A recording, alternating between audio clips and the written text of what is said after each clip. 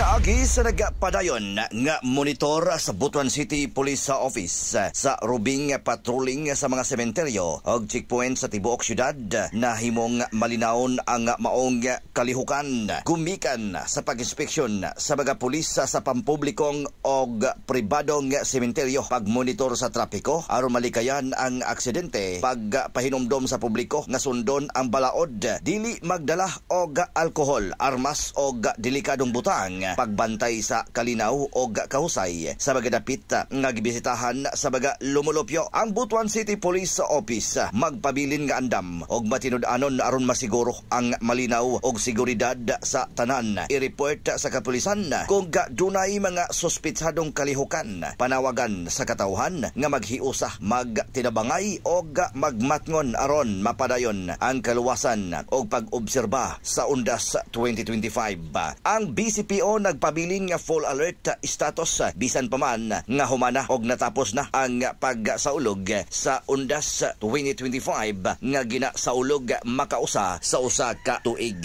Apan ang ilang pagbantay og pag-implementar sa kapsay kalinaw magpabilin kini mga katropa. Ampingan ta ang atong panglawas, mag-inom sa makadanayon sa Zanton Plus Gold ug Zanton Vitamin C. Alang sa nagkahiusang Pilipino para sa Pilipinas, Junje Lebrias, XFM News.